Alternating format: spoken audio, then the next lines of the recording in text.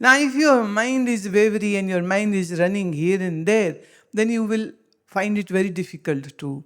So it will be just, a dark curtain, or it's just the dark space inside.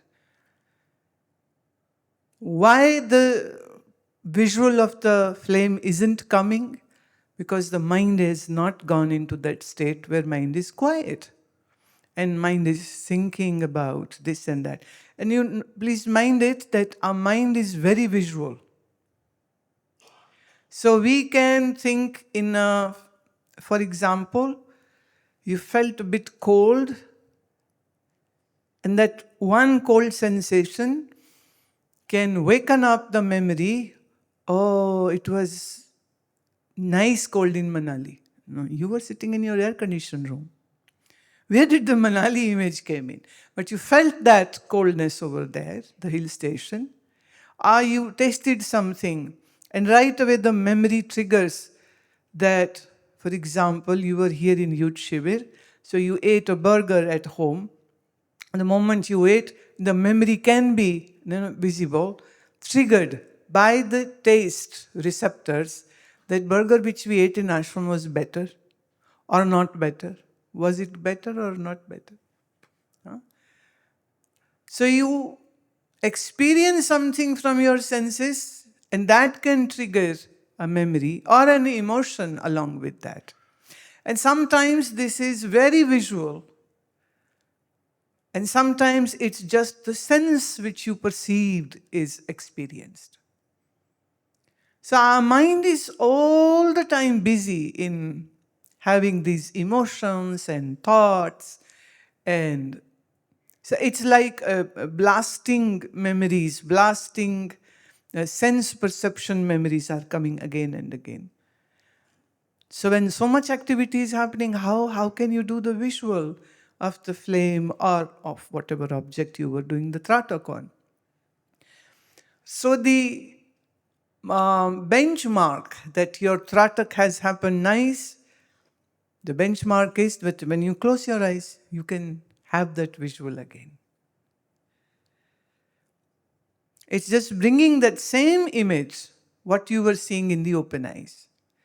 Like somebody can do a tratak on Shiva's statue or Shiva's image or Sri Krishna or Guru image.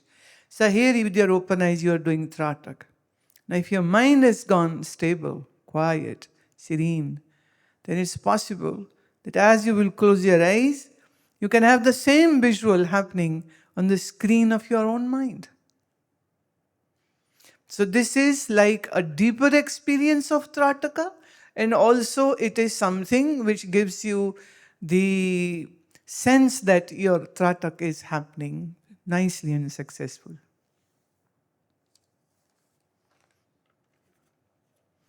ये आपका पहला शिविर था?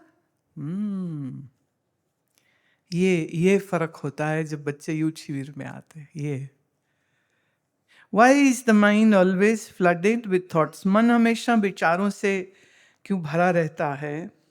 और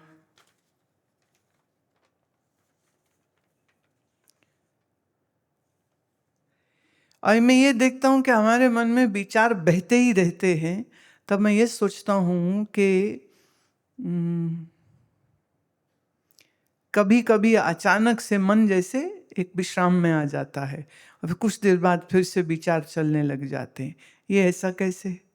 ये मन का स्वभाव है, बहुत सोचना, बहुत विचार करना. जो कुछ देखता, सुनता, सूंघता, चखता, छूता है, उसके बारे में विचार करता है.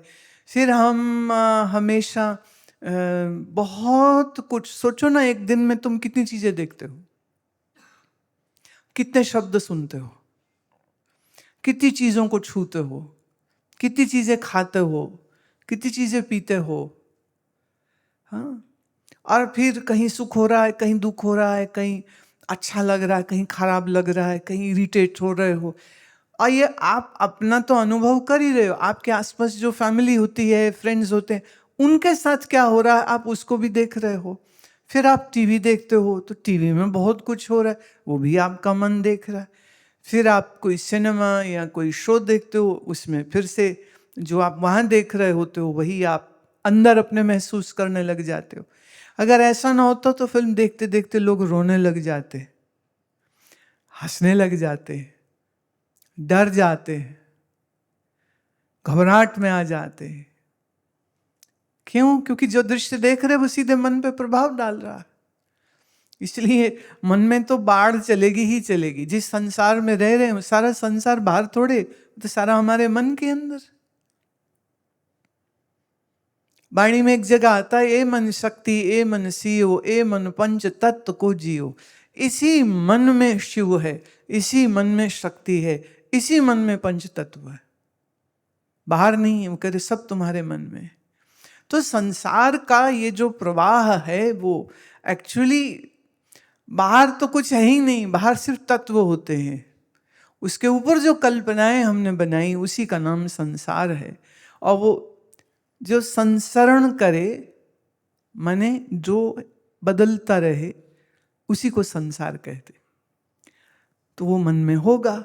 लेकिन कभी कभी अगर आप थोड़े से जागरूक हैं तो ऐसा पॉसिबल है कि या तो आपने कुछ थोड़ी बहुत साधना की है, जैसे कुछ मंत्र सुना था या कोई भजन सुना था या कोई सत्संग सुना था, कुछ सुना था, या कभी कभी बिल्कुल नेचुरली भी होता है।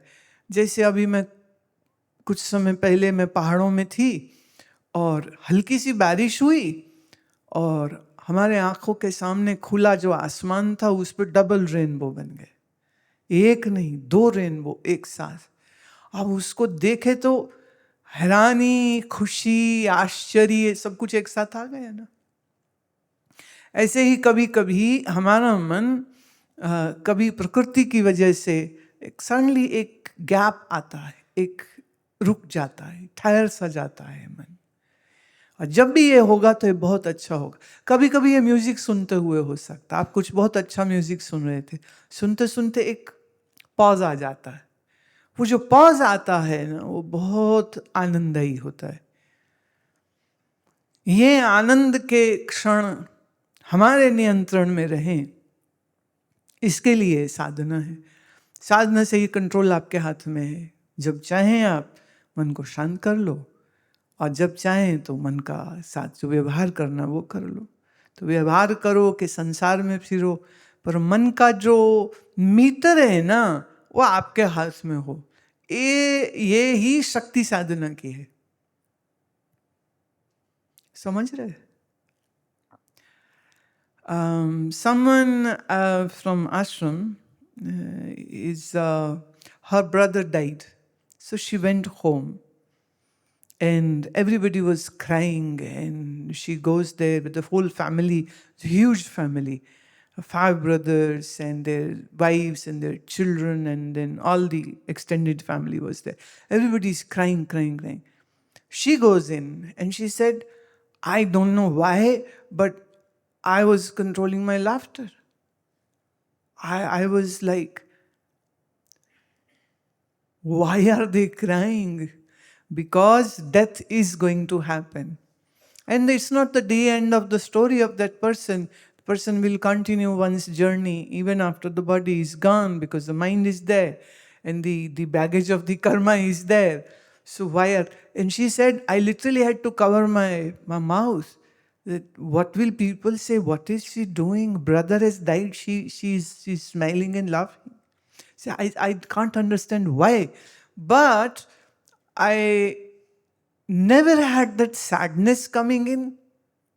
Of course, she said, when I heard that he has died, so I cried. I cried a lot. But when I went there to be with the family, she said everything seemed like a drama which is happening. And there was no mourning and no sadness and nothing. Rather, she was consoling the whole family and then motivated them to come to ashram. And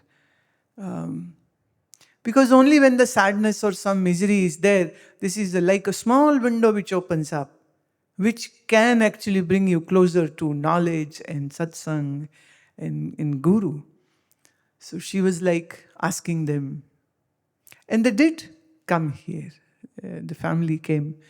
And actually, when they met me, even they were smiling. The daughter, the son, one of the uncle. They were like smiling, and I felt so good inside. They just lost their father. Yeah. But they were not like broken and shrieking, and no. They were quiet in the beginning. As I had a conversation with them, they were smiling. So I was saying, keep coming here. Huh? Keep coming here. If you need to talk or ask anything, come here. And I was not aware that they were coming here, but I couldn't have a one-on-one conversation with them. That's the beauty of sadhana. That's the beauty of knowledge. Life can throw some great hurdles and obstacles, but you have that wisdom and patience and tolerance to deal with that. Very nice question. Very nice. The sadness that one experiences after leaving the guru or a family member, come out of that feeling. That's the punishment of having attachment with anybody. And that is when you have to get separated, you will feel pain. Of course, if you have this attachment with the guru and you have to be separated from guru, even this will give pain. But there is a difference. The worldly attachment will give you pain. Getting separated from guru will give you pain, but the difference is this pain will be a sweet pain and it will unattach you from all the other material world. Whereas the worldly attachment will give you pain, but your mind is in habit of obsessing and being possessive for other stuff and other things and people. So it will create new objects and new people for getting attached. But the pain which comes being separated from the guru, like physically, because I don't think so by mind one can be separated from guru, because if that's possible, then what kind of disciple are you? Disciple is always in a very deeper connection with the master. And the truth is, this inner communication is always on. That never breaks. Never. So in a way, it is good. It's not a bad thing to feel pain, being separated from guru. Yeah, family member or friend, please don't have too much pain, because it's of no use. Gautam Kashyap. पूर्व जन्म के संस्कार, वासना वर्तमान जन्म में कैसे उजागर होते हैं, इस विषय में मार्गदर्शन कीजिए। जब जीव का जन्म होता है, बाल अवस्था में मन निर्मल होता है, वासना क्रोध लोभ उजागर नहीं होते। ज्यों शरीर बढ़ता है, समय के साथ ये सब उजागर हो जाते हैं। बालक का मन निर्मल कैसे रहता है, और क्या ये प्रकृति की क्रिया है, और इस निर्मलता को बचाए रखने के लिए क्या प्रयत्न किए जाने चाहिए।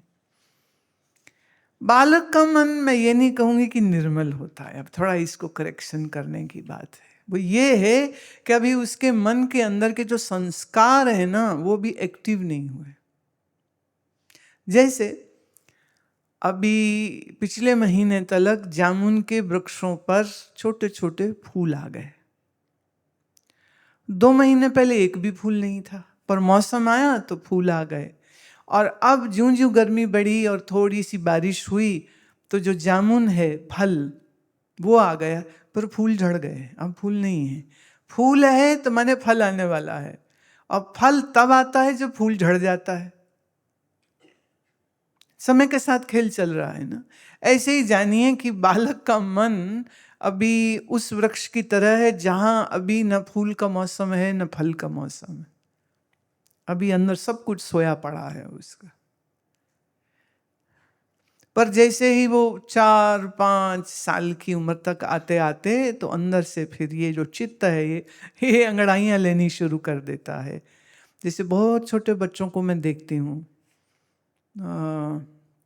यहाँ कोई 3 साल के 4 साल के बच्चे हैं जो ज़ुबानी शब्द याद कर लिए हैं, संस्कृत के श्लोकों को याद कर लिया है, गुरु पादुका स्तोत्रम याद कर लिया, निर्वाण षटकम याद कर लिया है। 3.25 साल की बच्ची है जिसने गीता का 15वां अध्याय हमें सुनाया था। रेवती नाम है उसका। अब 3 साल के बच्चे को इस तरह गीता पाठ करते सुन के बहुत लोगों ने उस समय कहा कि जब हम 3 साल के थे हमें तो नाक पोंछना नहीं आता था, और ये गीता का श्लोक बोल रही है। अभी क्या फर्क है, आप भी अच्छे हैं, वो भी अच्छे हैं, सब बच्चे अच्छे हैं, लेकिन उसका संस्कार आप ये देखिए। एक तो वो जिस घर में पैदा हुई है वो सारा घर हमारे से जुड़ा है, शिष्य हैं। जो माँ है वो उसके जिसे शादी हुई, बाद में पति भी, और जब ये बच्ची हुई तो घर में सत्संग का वातावरण है। माँ पिता आसन करते हैं, प्राणायाम करते हैं, सत्संग टीवी में चलता रहता है। तो ऐसे बहुत से बच्चे हैं। जैसे एक बच्चे के बारे में मुझे बता रहे थे, उसका बर्थडे था, तो अपने माँ को कहते हैं कि ना मेरे जन्मदिन की थीम होगी। बोले क्या? बोले साधु थीम होगी। बोले क्या मतलब? हम कुर्सी पे गुरु माँ की फ़ोटो रखेंगे। ये मतलब 4 साल की बच्ची कह रही, हम गुरु माँ के तस्वीर रखेंगे और हम लोग सब साथ में बैठेंगे और सत्संग होगा। ये थीम है। माने उसकी उम्र के दूसरे बच्चों ने आना है तो ये बच्चों को कहा जा रहा है कि सारे बच्चे जो है ना सत्संग करेंगे, ये थीम है। और उसकी माँ ने मुझसे कहा, कहती अब मैं ऐसे बच्चे कहाँ से इकट्ठे करके लाऊं? अब ये क्या बात हुई? किसी को तो समझ नहीं आएगी।